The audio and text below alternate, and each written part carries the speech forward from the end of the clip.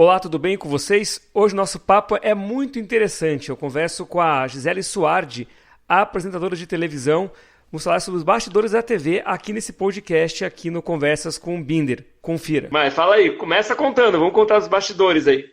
Conta aí, vamos começar. Chitãozinho e Chororó, como é que foi? É isso? Então, Foi isso, né, que o você que falou? acontece? O que acontece? Quando eu entrei na televisão, eu falava, agora que eu vou conhecer todos os famosos, quem eu gosto de cantar as músicas, quem eu era fã desde pequena e tal. E aí, parece tudo muito simples, né? A imprensa chega lá e entrevista, mas não é bem assim, já passei uns perrengues dos bons. Aí, era sempre assim, ó. O que acontece? Como eu falei da questão de motivação de fazer as coisas, tudo. Eu falava, não, a gente tem que conseguir. E aí meu produtor, o Davi, falava, ai, mas esse tá muito difícil. Eu falava, a gente vai. Inclusive, a gente só não conseguiu entrevistar o Bon Jovi e a Xuxa, mas que a gente tava lá, a gente tava lá. Na Aí, Xuxa eu fui também. Na Xuxa eu fui, eu também tava. Na foi, né? Xuxa, eu também fui. Cara, chorei muito aquele dia. As Emoção. crianças, Com, você com o chorou no show playback. da Xuxa? Chorei. Emocionante, ela cantando playback, tava legal. Mas legal, quando ela chegou na nave. A Xuxa foi uma das minhas decepções, porque eu achei que eu ia conseguir entrevistar ela e eu É, não consegui. A Xuxa só recebeu a Record. E, claro, né, porque ela é da Record e ela não podia ser entrevistada por outros. Mas, muito doido, o que acontece?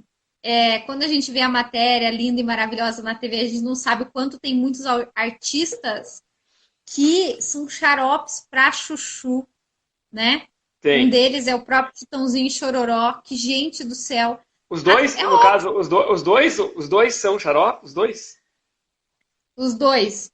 O Chitãozinho um pouco pior, né? Mas muito legal, claro, era uma coisa de quando eu era desde criança escutando eles, né? E aí, ainda mais por ser o Chororó ser pai lá da Sandy Júnior, que eu gostava e gosto bastante. É, é aquela coisa que a gente acha que vai dar tempo de, mesmo que seja sempre assim, uma ou duas perguntas, às vezes é uma pergunta só, você tem que entrar correndo, entrar, fazer, às vezes você leva pisão, leva de tudo. Você faz em 30 segundos, um minuto, e a produção já te puxa. É muito doido, né? Essa parte de bastidores. As pessoas têm muita curiosidade. E o mais doido que as pessoas acham assim, você tá na televisão, que você pode levar a família inteira, todos os amigos, todo mundo, para ir junto com você no show, conhecer o artista. Eu passei por vários perrengues desse tipo. Era mais ou menos quando eu trabalhava com futebol, que todo mundo pensava, por que você não leva todo mundo? Por que você não vai? Que legal, você tá vendo o jogo, né, no domingão. Eu também queria, mas o meu olhar era outro pro jogo. Entendeu? Eu tinha que escrever matéria, eu tinha que entrevistar, não era sentar lá e ficar torcendo. Então as pessoas têm uma ideia, e a gente mesmo, quando vai trabalhar com a comunicação, a gente tem um pouco essa ideia que achando que vai, até acha que vai ser mais fácil. Mas eu entendo por um pouco a cabeça desses caras, desses famosos, assim, porque pensa, os caras têm uma agenda super atabalhoada. Tinham alguns jornalistas, sempre, normalmente eram 3 ou 4 veículos que sempre eram os mesmos que iam para as entrevistas. Aí eles falaram, os outros eram todos homens, eles falaram, não, deixa a Gisele ir na frente, né, para fazer entrevista.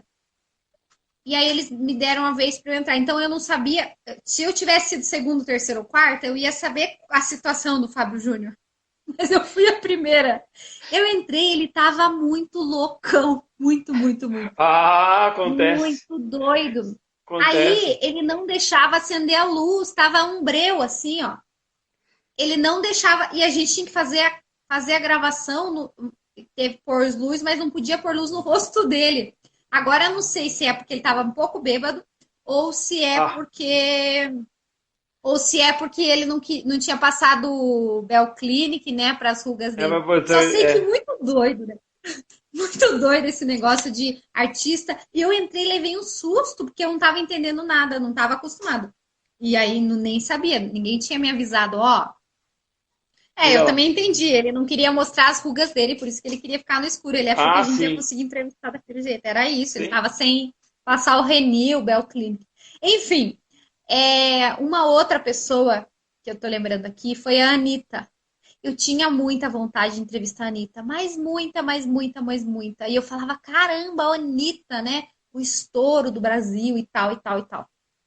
Aí, quando eu entrei para entrevistar ela, eu fiquei chocada.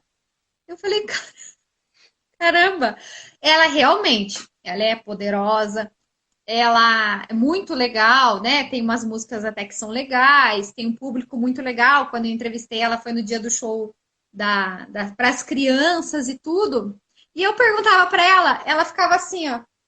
Eu Uhum. lembro, esse eu vi, é aquela assim, né, com o braço Lembra? assim, né? Ela tava com roupa amarela, ela tava com roupa muito estranha, com roupa É. muito estranha aquele dia, e tava assim, ó, pra você, né? Ela Eu tava lembro. tipo, sai daqui.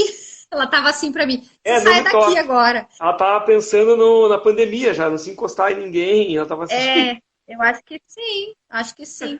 Só sei que muito doido essa questão de a gente tem que, falando de bastidores e eu falando um pouco dos artistas, é muito doido que as pessoas que estão de fora, inclusive eu como fã ali naquele momento também, e a gente como pessoa normal, tem muita gente que olha e acha que é uma coisa totalmente diferente, e aí eles sempre falam disso. Só que tem alguns que se comportam mesmo com algumas atitudes que a gente fala assim, caramba, e aí o que você faz naquela hora? Você também não está preparado para o novo, você não sabe como que vai ser a reação.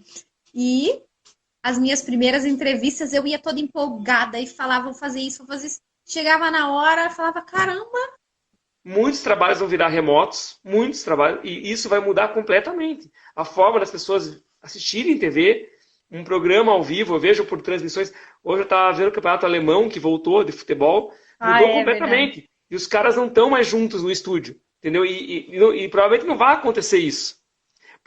Até porque não vai ter, por enquanto, não vai ter imprensa no estádio, por exemplo. Então mudou completamente a lógica. É que a gente tem que sempre pensar que não é uma partida. E a partir do momento que eu comecei a prestar mais atenção nisso, a gente tem que sempre estar preparado para a chegada.